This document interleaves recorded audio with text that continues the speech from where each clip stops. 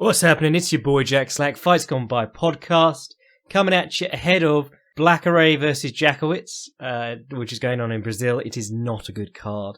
So I put out the call, I said, let's do a Q&A, let's do some questions, all questions considered. Chat rappers, put hashtag chat rappers in the chat. And you all got back with your questions, which was good. There was one guy who was like, excuse me, Shogun Rua, Charles Oliveira, Wally Alves, Sergio Moraes on the same card? That's better than many cards we've seen lately. And my response to that is, how many of those guys are actually fighting each other? You need two people for a compelling fight. Also, if you're stooping to Wally Alves and Sergio Moraes as your, top 4 on that card, you know what's up. Don't pretend. Also, if there's anyone interesting on that card, it's fucking Francisco Trinaldo, the old boy. But we'll have a quick look at it before we move on and do some questions, because I've got tons of questions when I ask for them. What's interesting on this? Well, I just said nothing's interesting on this card, but we've got Jan Blachowicz versus Ronaldo Souza Jacare.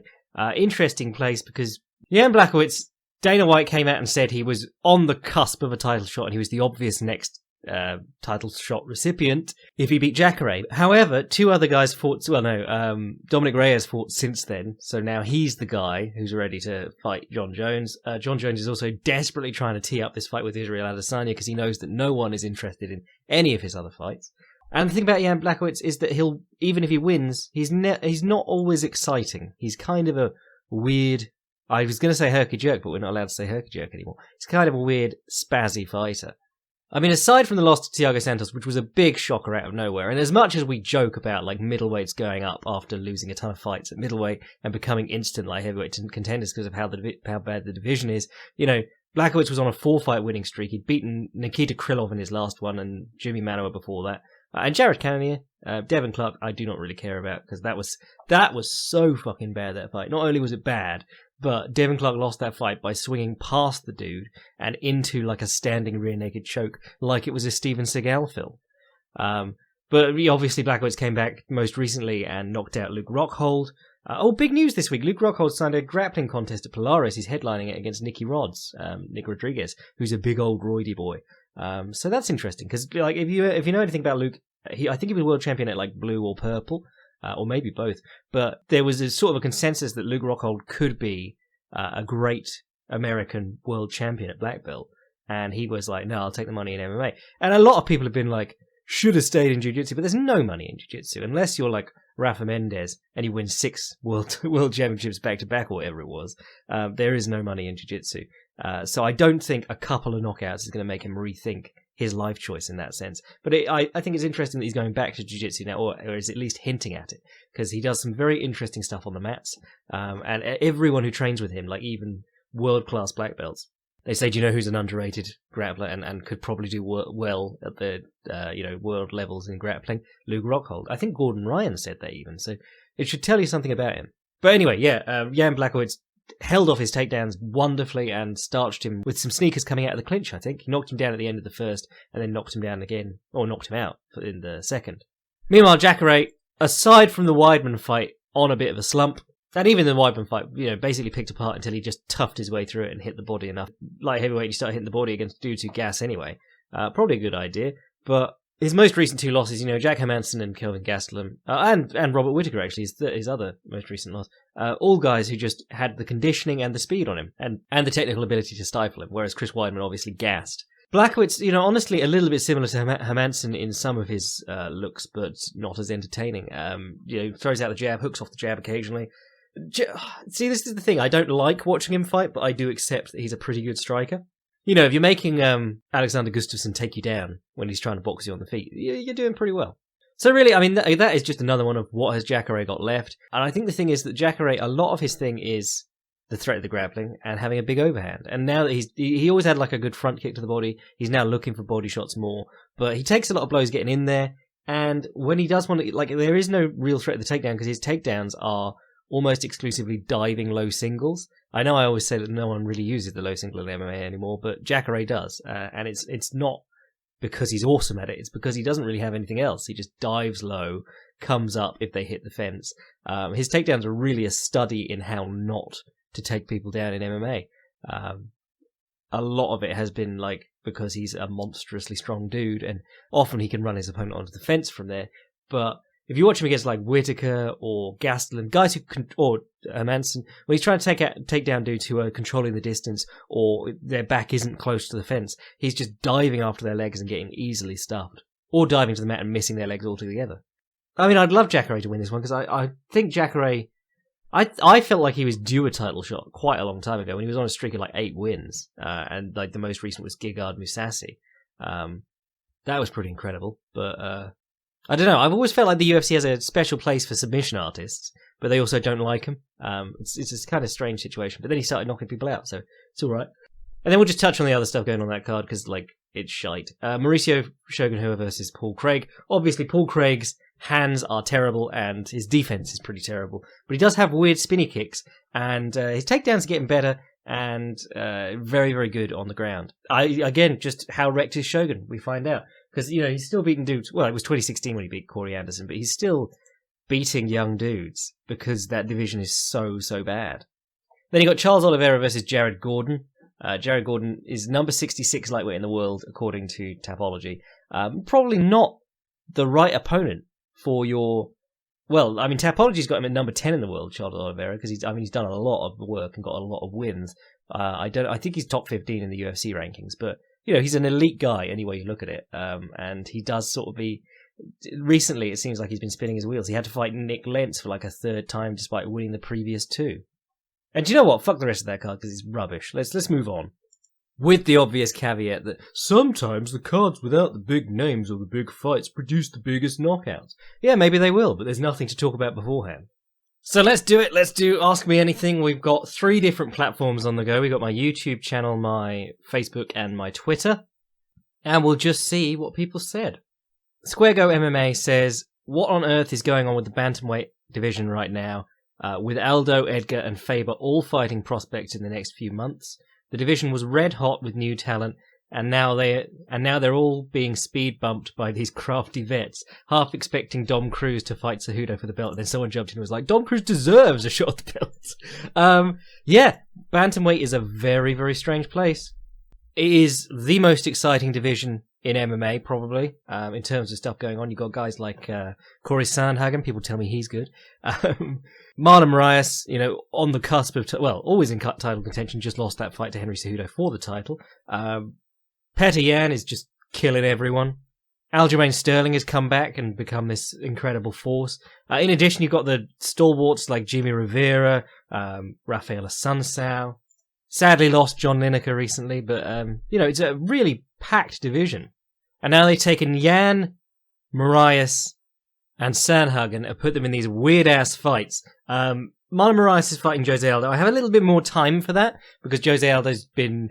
with the exception of Volkanovski and Holloway, who's the champion, Jose Aldo's been murdering contenders left and right. And, it was he never hinted at moving down. If anything, everyone thought he was going to move up to lightweight eventually. There used to be talk of it being inevitable that he was going up to lightweight. And now he's decided he's going down to bantamweight, and they've put him straight in with Marlon Moraes, who, fair enough, is coming off the title fight, but you would have thought that Marlon Moraes versus Petr Yan would be a good fight for an interim title, because Henry's obviously not going to defend one of those belts, and he's out for a shoulder injury. But no, Aldo versus Moraes, Petr Yan versus Faber, and Edgar versus Sandhagen. Edgar versus Sandhagen, probably a little bit less odd, because, Edgar's coming off the title fight with Max Holloway. When Frankie Edgar loses a title fight, he changes weight divisions. And Uriah Faber's a little bit more annoying because he's been out of the game for a while. They gave him Ricky Tikitavi. They gave him Ricky Simone, the man with the mullet who can't stop eating right hands, as his comeback fight. If you go back and listen to my thing before that fight, I was like, I think this is probably the best matchup for Faber out of everyone in the rankings at the moment. The highest ranked opponent I could see him beating, and then exactly that happened. He just walked right onto an overhand right. I'd love to say I was clairvoyant, but Ricky Simone, literally every fight he walks onto overhand rights. So that's a weird one, because you've got Faber, who came back and just fought a perfect stylistic matchup, jumping into a fight with Petr Yan, who's a monster. On the one hand, Petr Yan's very aggressive and he's always going to be there, so maybe he eats the big overhand right, maybe he gets taken down with a double leg into the center of the cage. But you've got a young, overwhelming pressure fighter against a 40-year-old man. And all of this, I can't help but feel it's somehow plan to get Dominic Cruz back into a title fight with the least possible fights. Yeah, so it's a super exciting division, but it's really, really strange what's happening. Oh, and I just remembered you got fucking Pedro Munoz there, who granted just lost to Aljamain Sterling, but then what's Aljo going to do in the meantime now?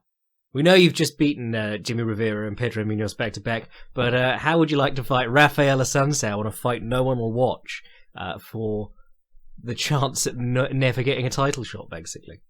So it's a fucking mess. I think, on the one hand, I hate it. Thanks, I hate it, UFC. But on the other hand, if you've got them all happening at the same time, you're basically just taking a break for the division to slot all these old men in. And if all goes to plan, hopefully, they all lose. But, I mean, it's MMA, so you can guarantee, almost guarantee that one of them won't, and maybe all of them will win. But I suppose at least it's just one time this is happening. Actually, no, that makes no difference. If they just slotted in an old man against a contender, occasionally for the next few months, that would have been fine. But yeah, it's bullshit, But it seems like they want to get casual eyes on the. I think Edgar, Aldo, and Faber are still quite known by casuals. Maybe they just want to get casual eyes on their new bantamweights. Robbie the Binman says on YouTube, unsurprisingly, Scott Coker just rang me to fight MVP. How much do you think I should haggle him for fight price? Yeah, MVP's opponent, Derek Anderson, who was a lightweight turned welterweight, who they tried to have him fight before when another lightweight who was going up to welterweight pulled out. This is the thing, there's never, with the exception of the Lima and the Pet Daily fight, there's never just a straight answer to has Michael Venom Page fought anyone good. It's like, well, he fought that good lightweight at welterweight once. Yeah, it should be Curtis Millender. They should be calling Curtis Millender right now and saying, will you fight MVP? Because he's headlining that card, and I still don't think they've made any progress on it at the time of recording. Shrampage says, how insane is it that out of nowhere people are begging for old, washed, out of shape Nick Diaz to get back? Am I crazy for thinking that would be an awful sight? Is that the new generation of people who are going to fight until they have strokes? It's a fucking circus, he says. Yes, if you didn't see the Nick Diaz interview in the week, bloody hell, that was depressing. A lot of people being like, clearly brain damage, but the story on Nick Diaz, certainly in media circles and people in Stockton circles, the last few years, are that Nick Diaz didn't used to drink a drop. Then he met Ronda Rousey and started drinking, and now he spends every night of the week at a club opening because he's a he's a celebrity in Stockton. So they invite him to clubs and things, and he's just drunk all the time.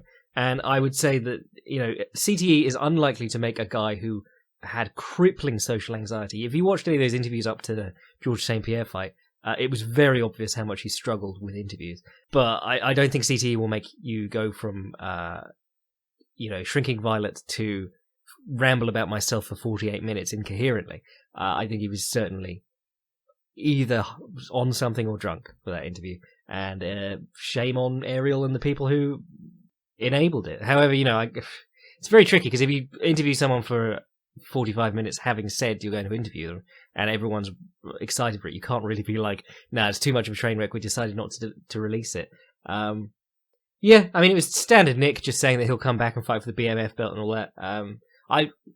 If you're Jorge Masvidal, you're salivating because you don't have to win a world title. You don't have to fight Kamaru Usman, who seems like a horrible matchup for him because Masvidal uses the fence so much in getting up, or Colby Covington, who is also just a horrible, constant pressure wrestler. And you can make all the money and act like you are it basically is the champion. If you've got the biggest paydays and you've got the most prestigious spot on the card, you effectively are. So how great would it be for him? Because he'd just have to do the same things against Nick, except probably he would be able to low kick without ever worrying about it being checked. Matt says, Jackie boy, if a Jacare gets finished by a Jan, but nobody is tuning in to see it, does it really happen? Just a little philosophy for you there. That is a good question. Oh, sure. Sean's opened the can of worms. He says, Judo has so many more interesting and less risky throws than the head and arm. So why do we see so many head and arm throws attempted in women's MMA? And what alternative throws would you suggest MMA athletes should consider? Patiently waiting for the next Ronda Rousey, your boy Sean. This is the thing, anytime anyone says, like, why does it work differently? We have to be like, well, shape of the hips and also upper body and having breasts and things like that. And I think the answer is actually just women's MMA isn't as good as men's MMA at this point. However, I did see Sergey Spivak take down Tai Tuivasa with a head and arm over and over again and be in the position where Tai Tuivasa was popping out on his back, but he prolonged it for the point, for like minutes at a time. I would love to see someone like, you probably can't do it very well without the gi because it's so slippy, but what was it, Remco Pardo, the big judoka, in UFC like 3 or 4 or whatever, he got a scarf hold on some guy, held his sleeve with one hand, and then the arm that normally goes around the head, he just lifted up and 12-6 elbowed him in the face until he was unconscious. If you've never seen that knockout, it's fucking great. It might not even be Remco Pardo, so I'm ruining it for you, but it's a banging old school knockout, and you've never seen that done before, probably.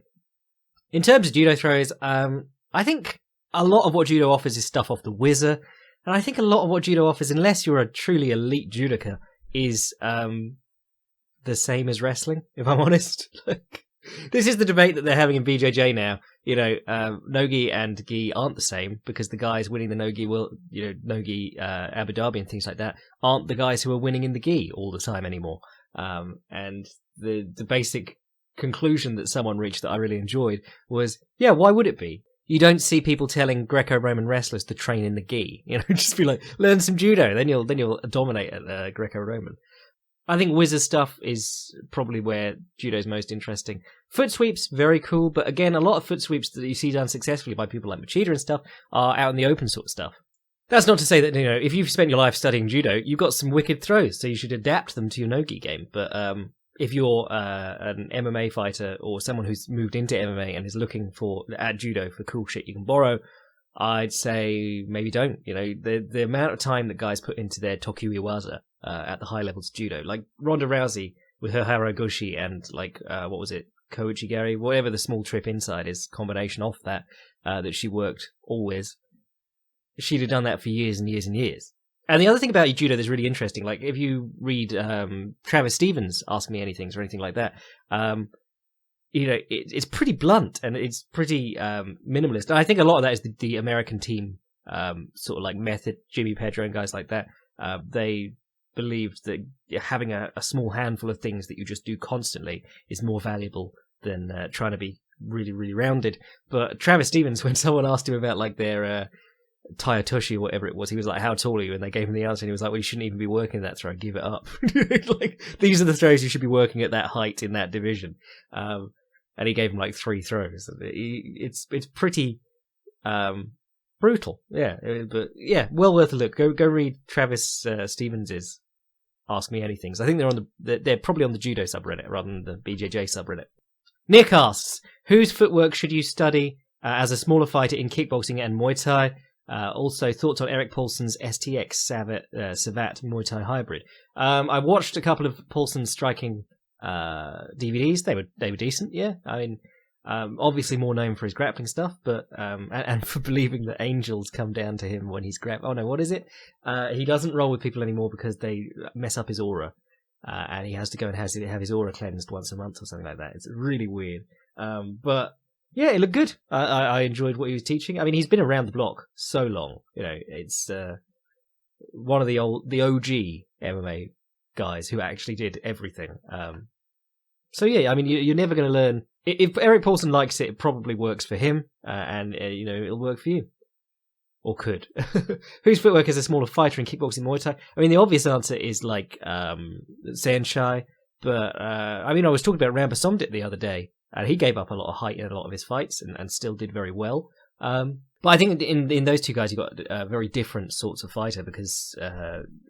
Somdit was the kind of like wanted to keep the pace high, did very well with his inside low kick and his step up lead leg low kick to the back leg, whereas Saenchai is a lot about the straight kicks, the push kicks, the teep. Well, I say teep, but when you say teep, you think of like, is it the neb? The lead leg just push, but Saenchai actually like stomps on people's guts. Saenchai likes to hang out on the very end of his opponent's reach, lean back or drop away from their attack, and then use the straight kicks as a counter because the straight kicks are some of the longest weapons he has and they go on a straight line. Whereas Somdit likes to try and get in people's faces and get in on the step up lead leg kicks. And also, like, In K1, he worked, because he was very early K1 guy, like back before they even had Max. In K1, he got to fight a lot more in combination, but in Muay Thai, he'd like step in with the step-up low kick or whatever. He'd step-up low kick to the lead leg or the rear leg, and then the opponent would try and clinch him, and he'd try and get as deep into the clinch as possible because he didn't like the clinch either as the shorter guy. So his fights were like step-up low kick, clinch. If the opponent's got a decent frame on him, he'd just knee their legs to shit. There's a great, one of Sylvie's Patreon videos is with Ram Sommet, and he talks about that. He's like, I don't like being in the clinch, so I need the legs and try and get into a full, like, chest to chest, they can't knee me clinch. Craig says, who is the fighter who could jump up the most weight classes and beat a top 15 heavyweight? Also, what do you think is the best path for your boy Bobby Knuckles to get back to the title? Right now they're talking about Whittaker versus Till. That'd be interesting. A lot of people ask me, several people have asked this question about Bobby Knuckles today, and a few of them have been like, should he change teams?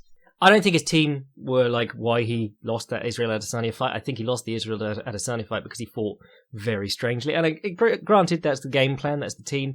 But, I'd say leave the team if they give him another terrible game plan like that, or if they go back if they earn the fight back and then he does the same thing. That'd be when you leave the team. But I think I've got mixed feelings about that Israel Adesanya fight because I thought it was not a great game plan, but also a lot of it was working. He was surprising Israel Adesanya with his speed, and Izzy didn't really do much except 2 good counters that landed at the right times. It wasn't really a classic Israel Adesanya fight where it's from bell to bell, he's feinting and moving and making the opponent react. He was on the back foot the entire time. It's just that Rob was giving him a lot of openings, and certainly getting very wild with it. But then if he beats Till, you're almost back in contention. He's in a strange spot because he was he did some incredible things as the champion. A lot of people are mad because he was injured for a long time. But in fact, strictly speaking, he wasn't even the champion because they had the interim belt, and then Ramiro missed weight. But as the number 1 middleweight in the world, he did some very interesting things. That division's just a shark tank at the moment. I'd be very interested. I'd love to see him against Hermansson. That'd be a great fight. Don't know if it helps his career much, but that would be a great fight. And top 15 fighter, from how low a weight class could they jump up to heavyweight? Cole Miller's going to fight Alexander Emelianenko at some point because they're in the same open weight tournament. I did a piece a long time ago called... it was before Diaz versus McGregor 2. Oh, no, 1, I think. Oh, no, 2. It was called Giant Killers. And it was about giving up weight and going up. And it included people like Manny Pacquiao against Antonio Margarito, Marcelo Garcia's grappling career, and Kazushi Sakuraba was an interesting one too. But I think a lot of it has to do when you're dealing with heavyweights as a smaller fighter, a lot of it's conditioning. You've got to keep the pace high, and you've got to keep moving and making them do stuff, which means your attacks and stuff have to be legitimate. You've got to be able to muscle a heavyweight around a bit to actually get them working. But also having some kind of knowledge that they don't have. And I don't know, a lot of heavyweights aren't very technical, but I don't know if there is that big a gulf in knowledge in MMA right now that can happen that regularly. I think there's a lot of light heavyweights who could step up and beat heavyweights. I think they would struggle to maintain any kind of consistency at heavyweight. I think if who's a good light heavyweight? I think if Alexander Gustafsson came back and went up to heavyweight and beat breaks off like Nicky Krills or something like that, we'd all go, oh yeah, he's amazing as a heavyweight. Look how beefy he is now. But I think then he'd lose to, I don't know, Rosenstruck or something. And it's not because Rosenstruck's a better fighter, he'd just get caught at some point, and everyone would go, well, this is a failed experiment then. And really, I think you just have to adjust your expectations for heavyweight. I think it's a very hard division to do anything consistently in, especially as a striker. But I suppose, yeah, maybe I could see some of the middleweights are so big now that I could see them bulking up and being a handful. Not people like Kelvin Gastelum. I would really struggle seeing him being a handful at heavyweight. But well, see, now Till's big, but I think he'd suffer a lot from a loss of power at heavyweight. I think he'd probably still be fast, but to put on the weight to actually be able to wrestle with big boys like that. Maybe Ramiro, maybe Jacare. I mean, if this goes tits up, I could see Jacare just pack on some mass, and obviously, you'd need to use something to pack on the kind of mass that you'd need to pack on in that sort of time. The Nicky Rods, I packed on 40 pounds of muscle in the 3 months since I quit wrestling. But yeah, I mean, if Jacare bulked up, he has the kind of grappling game that he could probably really mess with a lot of heavyweights. Actually, having said that, we're coming off last night where, I mean, they haven't showed it yet because it's on tape delay, because it's Bellator, but Sergey Haritonov fought Linton Vassell last night. Linton Vassell coming up from light heavyweight, and Linton Vassell TKO'd him in the second round, just by being an awkward grappler.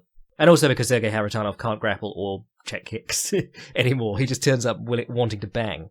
So now I wanted to say someone like Justin Gaethje, but realistically, I think, you need a big middleweight and bulk him up. Pavel says, how would Mads Burnell do against the featherweight? We've just done that. The featherweight top 10. And also, do you think Kyokushin rules serve only the purpose of creating head kick KOs? Second question, yes. It's a very strange system. But again, it's like point fighting is a strange system. There's only two real styles of like karate competition that are out there. There's point fighting and knockdown karate. And knockdown karate serves to give you like no defense, so you just stand in front of people. But it does create incredible leg dexterity and toughness. And point karate creates no toughness, but it does make you very quick at getting in and out.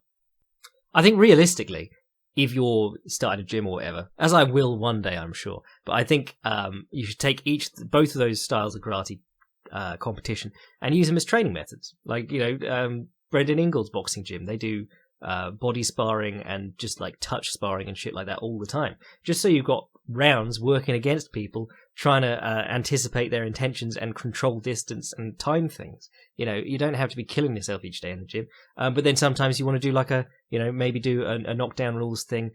Maybe don't go hard on the high kicks, but get in the habit of taking body shots and low kicks and throwing up short range high kicks, because they are pretty surprising when they happen.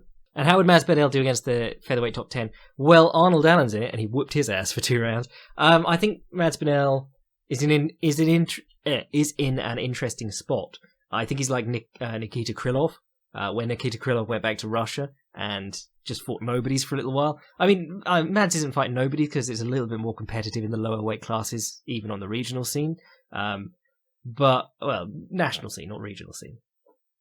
Well, I think what Mads brings, and what I like about Mads, to be honest, is that his style is very peculiar. He's got that strange head movementy, occasional cross-guardy boxing where he slips to the inside of your jab, or if you're southpaw, he'll slip to the elbow side of your jab, throw the short right straight, and then drop on the hips in a very short double leg, but he times it really well, gets the takedowns, and then does this amazing Japanese necktie, which he's finished, I think it's 4 or 5 dudes with now. I mean, you've seen one in the UFC ever, and he's finished like 4 guys with it. It's pretty incredible. He's got a very unique game, and very unique, sorry, it's unique or it isn't. He's got a unique game, and I think that anytime you've got someone like that, like Kikuno, and I'm saying this when I talk about Kikuno, I'm talking about before he went all Bushido nonsense, because there was a time when Kikuno was in deep and stuff like that, where he fought with a guard. He had his hands high, and he was, it was sort of that window guard, mummy guard, whatever you want to call it, where your hands are out, but you're parrying punches and things like that. And then when he came to he fought a guy called Daisuke Nakamura, and this was when he started hanging out with that weird karate expert, the Tamarite specialist or whatever it is, and he starts putting his hands down by his thighs and trying to time counter right hooks and things like that. And after that, he just, even when he turned up in the UFC, just no guard at all, just looked like shit. And he wrecked his chin, and he's just like a complete waste of talent, Katsunori Kikuno. And a part of that I blame on TK for being such a useless coach and not telling him to get his fucking hands up. However, when he was in deep and dream and things, he had this kick, and this kick was always an issue. It's more like a collection of kicks. They called it the crescent kick in Kyokushin, but basically like a front snap kick, but it'll come up on a 45-degree angle, and he'll go between the front snap kick, the round kick, and that 45-degree angle. Sometimes called a sankakageri. Really, it's just like the combination of multiple angles of this front snap kick, and he could just murder dudes with it. He was so good with it. And he fought Eddie Alvarez when Eddie was one of the best fighters in lightweights in the world. He gave him a really rough time, and Eddie told me afterwards, he was like, "Yeah, we really made it a priority to avoid getting hit with those kicks." And he wasn't particularly special anywhere else, but just that weird set of skills made him, he had the weird kicks and a really good timing on the inside slip overhand right counter. Just that selection of skills made him very difficult. And I think that's what you got with Masvidal. I don't know if he's going to be a top all-round fighter, but I do know he's got some very interesting skills that match up very interestingly with many of the featherweights. He ain't going after Holloway anytime soon, is what I'm saying, but maybe Zabit. Give him 5 rounds with Zabit, and I reckon he gets him in the 4th or 5th. He snaps him down when in the 4th round, Zabit's resting on his haunches, literally, in the ring. What else we got, Chin? Give Us Some Vodka on YouTube says, what do you think about Stefan Struve, a 30-plus-year-old with a heart problem and a few heavyweight knockouts worth of brain damage, returning to the sport and signing a 6-fight contract? Is he top 10 material still? Now, see, I was ready to just unload on the first sentence, and then you said the second sentence, and I was like, oh yeah, I suppose he is. I suppose he is still a top 10 heavyweight. Stefan Struve, we're past the point of moaning about his complete inability to use his reach, even learn to use his reach. We're past the point of being like, he's got really good grappling, why doesn't he just take everyone down? Past the point of worrying about his enormous number of knockouts and his heart defect. It's just like, he's retired 3 times now. So, I mean, obviously he's getting bored and coming back, or wanting money and coming back, but you've got to question the motivation there. But then Andrei Arlovsky is still a top 20 heavyweight, and he hasn't been motivated for anything for years. He just loves money. That's probably not true. Maybe he loves fighting, but he does get $320,000 every time he turns up and gets face planted, and he gets $600,000 when he leans on someone and wins. Nerd Rage Ryan says, what is the best way for a filthy casual to become less casual? To learn the complexities of the striking game and ground game beyond, oh, that was a good kick, and oh, he passed the guard. Train. I mean, that's a... I don't want to be like an elitist. I think you can know a lot about fighting without having to having the practical experience. But I think it's a very long way. It's a circuitous way to get the knowledge when training is an option. So yeah, that's always going to be my number one suggestion, train, because also you'll find something that you enjoy. Either striking or grappling, you'll probably enjoy one of them.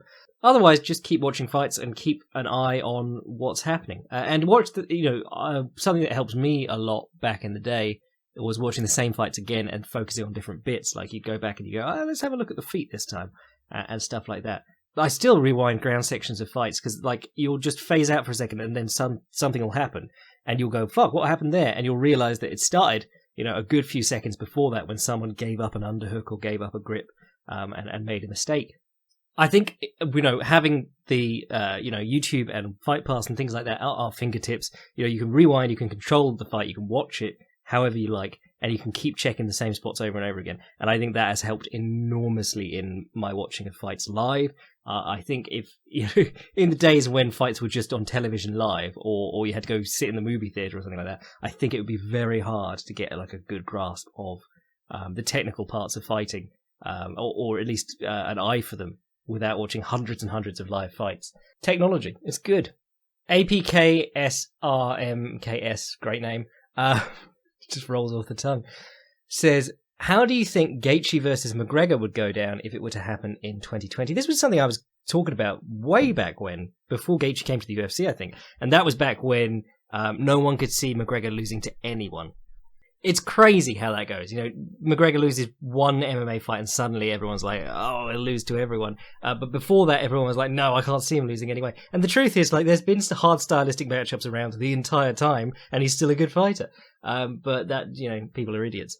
But I thought the Gaethje one was interesting because of how Gaethje used to fight. It was so much aggression, so in your face. McGregor was a gasser. We've established that. He struggles to keep the same power for the full 5 rounds. He struggled to maintain the footwork and the evasions against Nate Diaz for the full 5 rounds. And his legs are susceptible to low kicks because of how he stands. But, of course, Gaethje coming forward all the time, and McGregor's a huge counterpuncher, and Gaethje's defense wasn't always great when he was going forwards. It was not an immovable force and an unstoppable object, but the opposite of both those things coming at each other. But with K1 Gaethje, I don't know what to expect. I think maybe easing up a bit makes it an easier fight for McGregor because Gaethje hasn't really applied the pressure in the same. He applied pressure more against. Well, actually, no, he did apply pressure well against James Vick. He cornered him and starched him easy. And he applied pressure well to keep Edson Barboza on the back foot and make sure that he was the one who was able to kick. But against Donald Cerrone, it was much more like out in the open, letting the other guy work sort of style. And certainly all three of those, it wasn't the frantic pressure, that exhausting pressure that he used so effectively before those fights. So I don't know, giving McGregor more time and space to work, is that good? But again, he's also a thunderous hitter. He's great when he targets the body, doesn't do it nearly enough, but when he does, it's good. His jab has been very... I always thought his jab was surprising when he used it, even in his wild brawler days. But his jabs look really sharp lately. And what I love is that, especially in that Cowboy fight, he's doing counterpunching and check hooks and things like that, but he's clubbing the dude with the check hook, whether it hits the forearm or not, and then he's just sagging it down into a collar tie and trying to hammer him with uppercuts off it. It's using the counter striking to enter into those dirty boxing exchanges. Gaethje has very good dirty boxing, and again, it's another thing that you didn't really see used much because he was so obsessed with take punches on my guard, come back with a low kick. But when you watch him, when he's got guys pushed against the fence with a collar tie or even framing on them, he just does monstrous work with one hand and low kicks from that position. What would be interesting is he doesn't really like wrestling much in his fights, and McGregor, when you're talking McGregor did land some good kicks on Khabib, if I remember correctly. Certainly, was it the third round when he forced Khabib onto the back foot and everyone was going, oh, bloody hell. But I think, without the threat of the takedown being so serious, that allows McGregor to firstly apply the pressure more on his own terms. Because if you watch him from the start of a fight, he bounds across the ring. Even the McGregor impersonator, what's his name, the German guy who got knocked out this week, even he's picked up on it. You go right across the ring and you get them to the fence as soon as possible because you don't want them out in the open. You want them with the back to the fence so they don't have a retreat, and then you can start hammering them with the long front kicks to the body. I think the kicks to the body could be a real hassle for Gaethje. Man, I would just love to see that fight. I'd love to see that fight. It'd suck if I had to watch my boy Gaethje get knocked out, but I think that's about the best. I think that would be a tremendous seller for the UFC, and I also think it'd be very hard to complain about. If you bounced Conor into a rematch, obviously with Khabib, we'd all be furious. If you put Conor in a fight with Tony Ferguson, we'd all be furious. If you put Conor in a fight with Dustin Poirier, we'd all be like, really, why? But if you put him in a fight with Justin Gaethje, even though Gaethje's clear next in line, Gaethje's got to do something because Khabib's only going to fight once this year.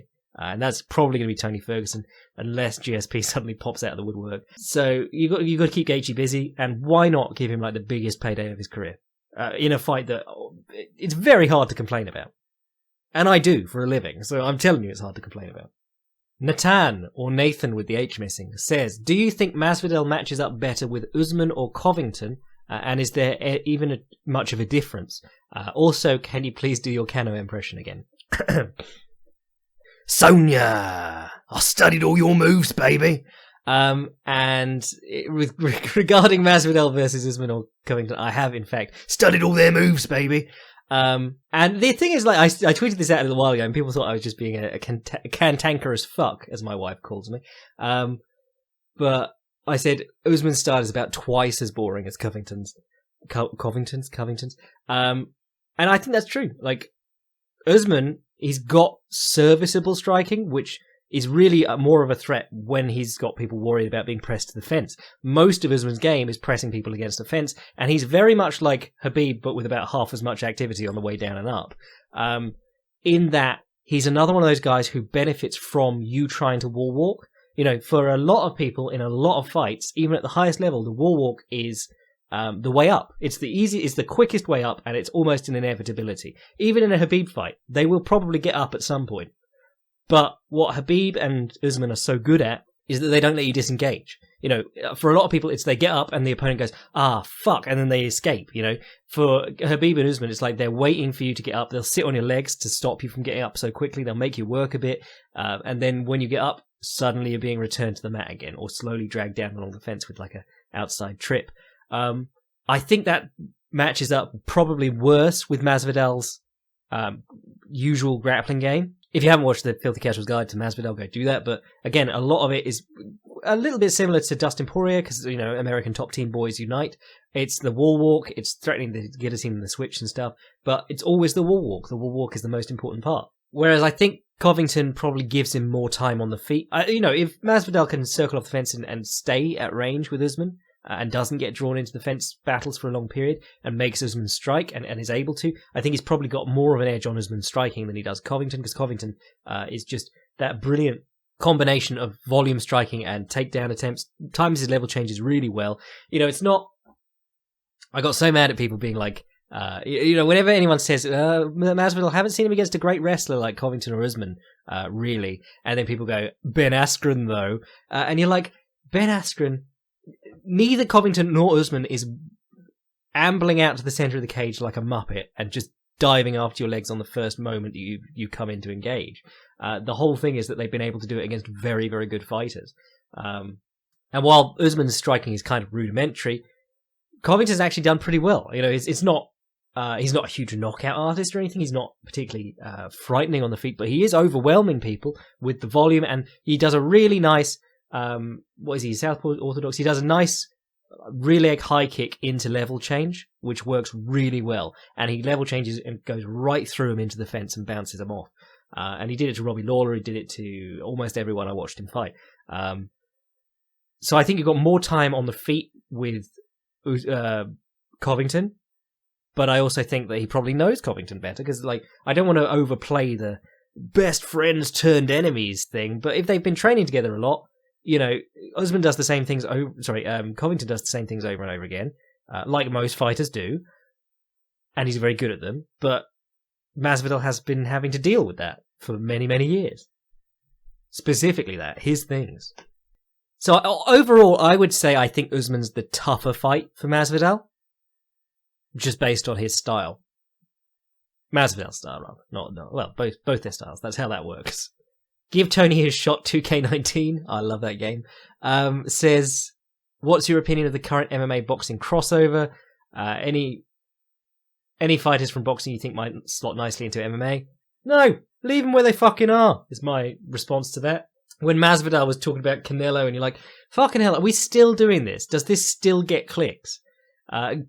Tyson Fury this week said he was open to a fight with boxing match with Stipe Miocic, and I was like, well, yeah, open to free money. I think it's going to keep working. I think idiots still haven't learned from McGregor versus Mayweather that a professional boxer at the highest level is not going to struggle with a professional MMA fighter at the highest level. It's a generalist versus a specialist, and no amount of being like, but he's never felt a punch like this, is going to change that.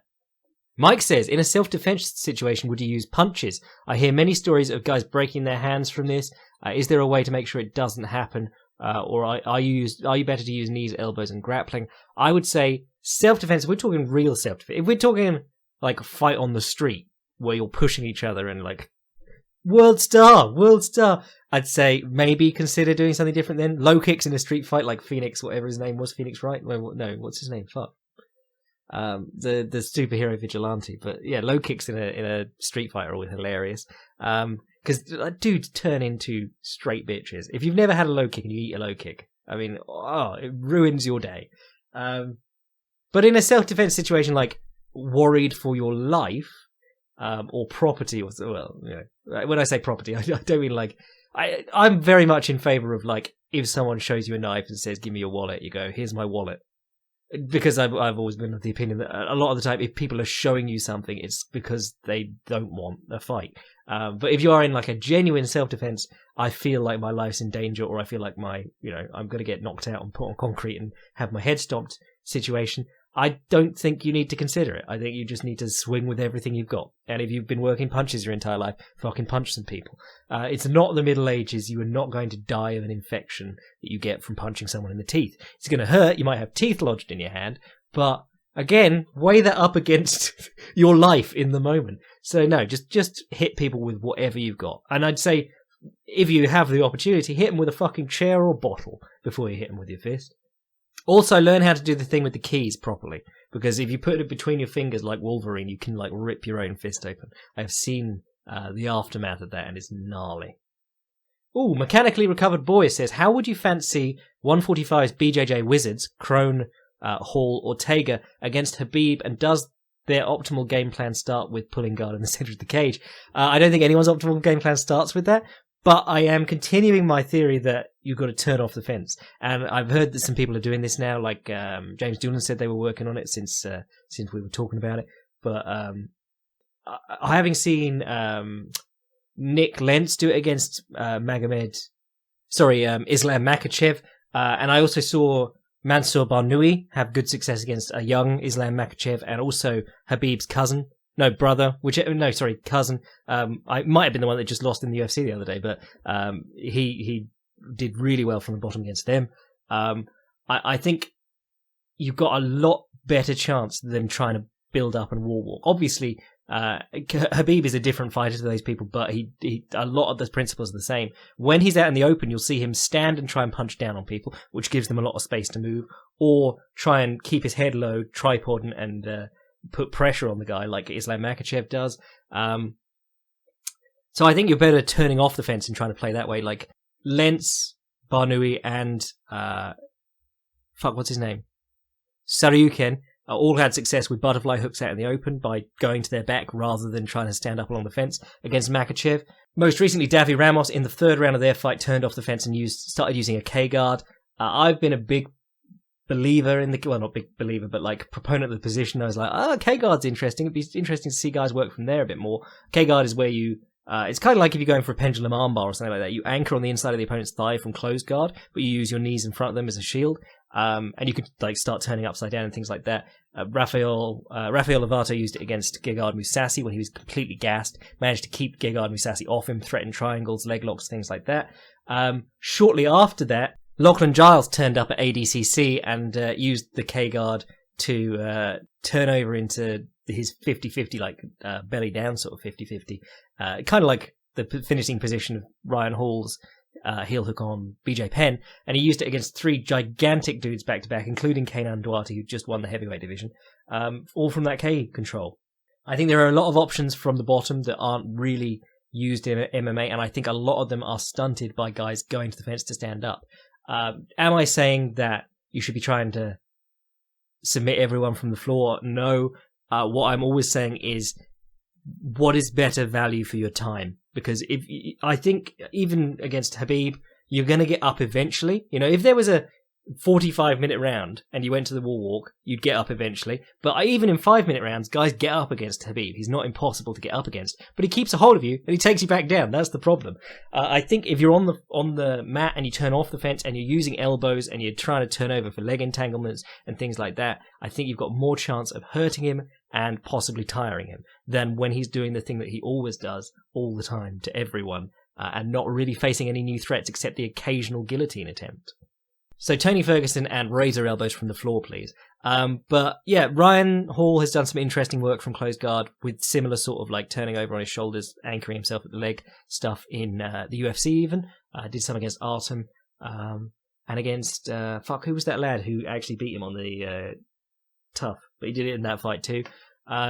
Ortega is interesting because I think he's the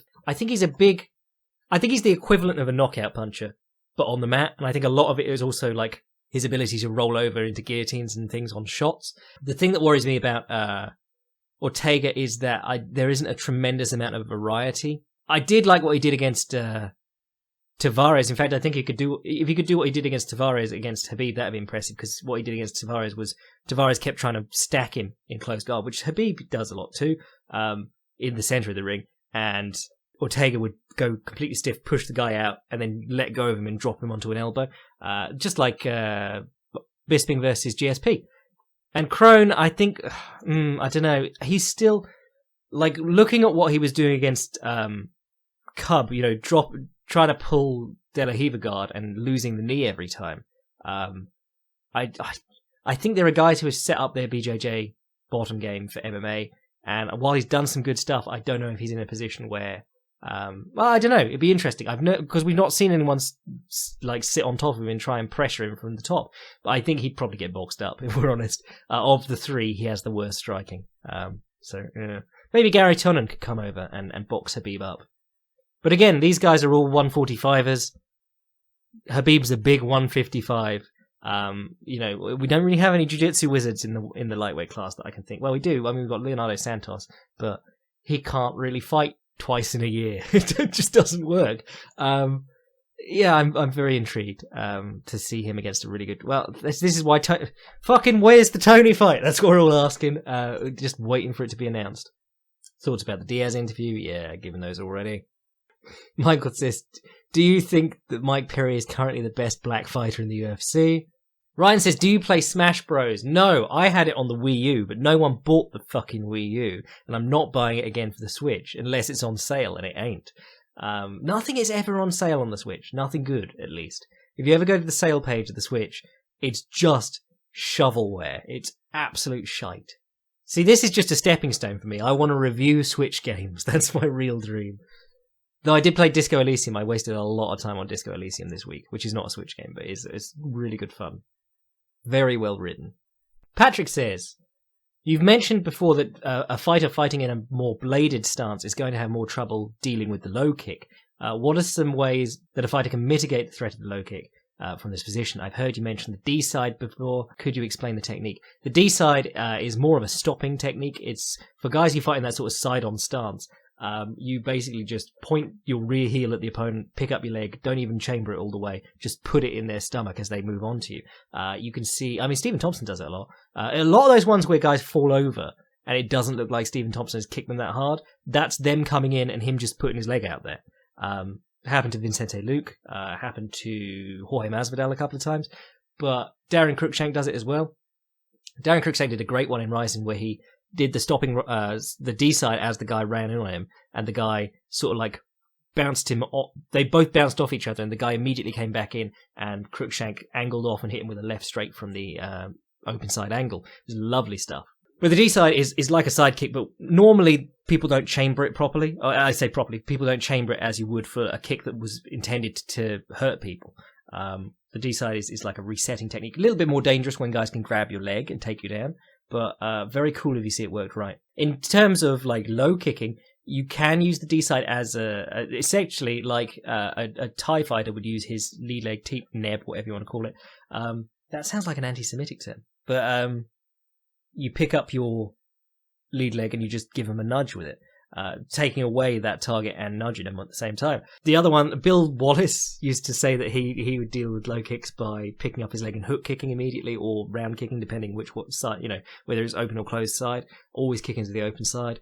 The other one is just to remove your leg, draw it back into your stance, or to glide back with both feet. The thing that you aren't going to be able to do as well from a bladed stance, particularly a side-on stance, is check, because it means you have to turn your shin out to face the opponent's kick, which if you're in a very side-on stance with the lead leg toed in, you're not going to be able to do. And I think that's a lot of the problem. Guys try and fight in long side-on stances and then try and check the kicks, and really those are two completely different positions you need to be in. I think in more fights, because like Stephen Thompson has had trouble with low kicks, but they've never stopped him from doing anything. Whereas, if you watch like Nick or Nate Diaz, the low kicks are a constant issue. And I think a lot of that is that Stephen Thompson knows how to deal with kicks from his stance. Stephen Thompson actually does occasionally check kicks. What he does is he turns on the ball of his standing leg, his lead leg, turns his shin right out into the kick, and then immediately comes back with like a left hook and a right straight to the body. Did it a couple of times against Vicente Luque. It's a little bit quicker than trying to take your weight off the leg and stand up and check on one leg. And then Anderson Silva did a weird thing where he, in your side-on stance, you step back with your left leg into like a front stance with your right foot forward, basically. So that the kick slams into your hamstring but rides up because your leg's in a straight-out 45-degree angle line. He did that against Israel Adesanya. It was weird. He did it once, and I was like, does that work? And Carlos Condit, at one point, checked some kicks by picking up his lead leg so that his heel was in the line of the kick, like his heel and sole of the foot, which was very strange. So there's lots of options. I think just don't try and do the thing that you do from the square-on stance, or the more traditional stance, kickboxing style, from a more side-on stance. It just doesn't go together. Brian says, if you had to be trapped in a lift with 3 fighters in the UFC roster, who are you picking? 3 times Frank Trigg, because I've heard that he isn't half the fighter in an elevator that he is in the ring. How effective is farting during grappling? Go watch the one of Travis Neywazer. He farted on a dude during like an omoplata, and the dude vomited. And I think the dude who vomited got disqualified and not Travis Neywazer. I may be wrong on that. Also, Neywazer, send me free shit. You make good gear. Right, I reckon that'll do us for today. There's got so many questions, I'll probably revisit them at some time. But it's just a very slow week, and this card is pretty uninspiring. I'm hoping that it's all great. I hope that on Monday we got tons of interesting shit to talk about. Oh man, I was going to talk about Jacare versus Inoue this week, but I didn't. Go watch it, because it's bloody good. Anyway, if you want to support the podcast and get in on the Patreon stuff, sign up to the Patreon. If you want to send an email to the podcast, fightsgonebypodcast@gmail.com. And if you want to see what I'm writing at any point, fightprimer.com. I'm your boy Jack Slack. Paul Craig's freshly bloodied knees from Matt Byrne, bless.